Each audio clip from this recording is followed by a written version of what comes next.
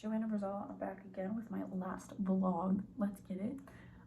So today I'm going to be talking about mint, thyme, and aloe. And the reason I chose these three is because those are the two that I can find, and aloe is very important in Florida, I believe. Like, I use it all the time, and I just want to like give out what are the properties of it and whatever. So let's cover aloe first. I feel like that's going to be the easiest one. This is my steeping mixture of mint and hot water. We're going to talk about that later. But for now, we're going to talk about aloe. I did not have the luxury of finding the plant itself, like to cut off the leaf and show you physically. But imagine that I have an aloe plant right here. To harvest this aloe plant, you're going to take it and you're going to cut off the green leaves, and then you're going to open it up. There's going to be a clear jelly inside of there, and that is what's going to be used for the uses that I'm about to tell you. So aloe can be used to heal wounds, sunburns, can help with sickness, and it's also used as a laxative. And what I mean by this is, if you can't produce or you can't go to the restroom and you're in a survival situation, get your aloe plant, mash that bad boy up, put some water in there, and then drink it. And I guarantee you, your stool will be softened. Also, like in Florida, if you were ever in a survival situation in Florida or anywhere, to be honest, and you were dealing with the gruesome sun, cut that bad boy open, spread it out, rub it onto your face. You could also use the remnants for other things. You could use half for your face, half for your digestive, whatever. If you have a cut, you can use half for that. Whatever the case is, this is a very important thing in Florida. Like, we use this all the time. I do, at least. I forget sunscreen sometimes, and I feel like knowing what aloe can do for you is very important if you were ever brought into a survival situation. So if you're ever on the run and you see an aloe plant, cut a bad boy off, a leaf, grab it, run, keep going.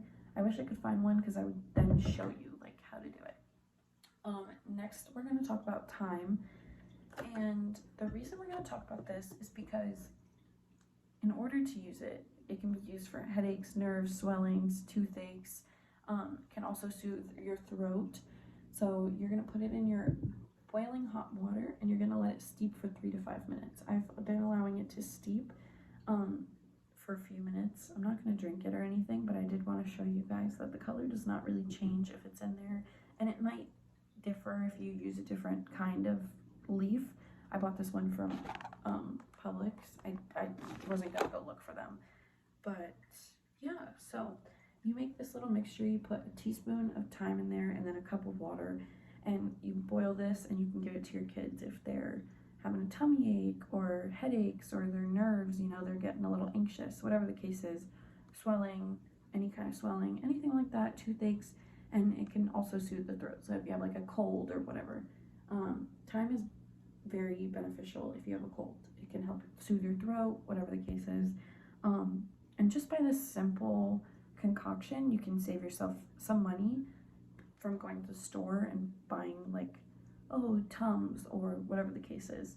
So this is my concoction, and I actually did use this on my own a few weeks ago.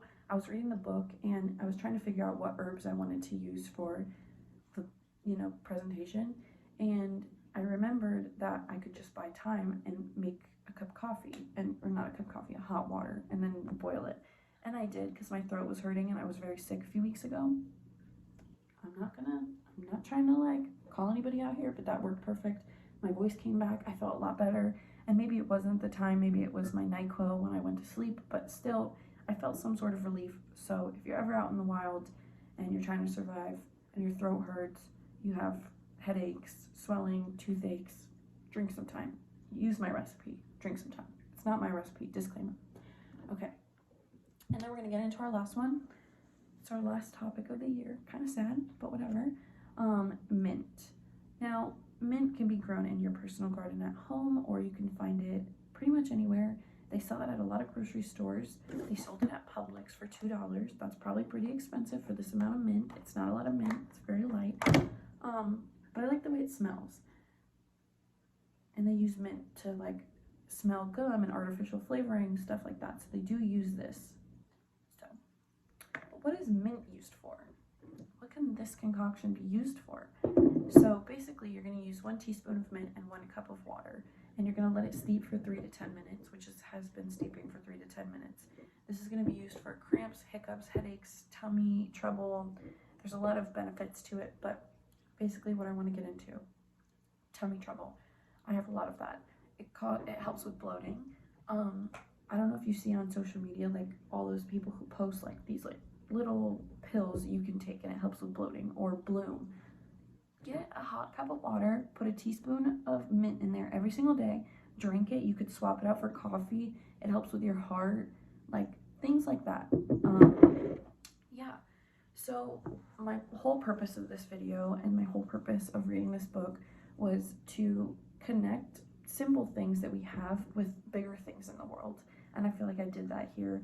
I showed you guys how to use herbs to, you know, get better, feel better, look better.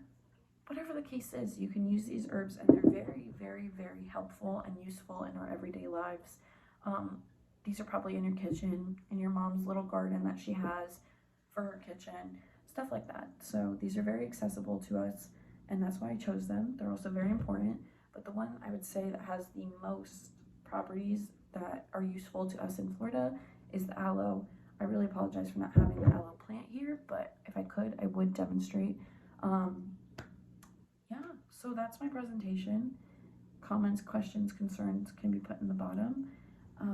But yeah, I hope you guys had a great semester and enjoyed my final presentation, and thank you so much for everything. Bye guys.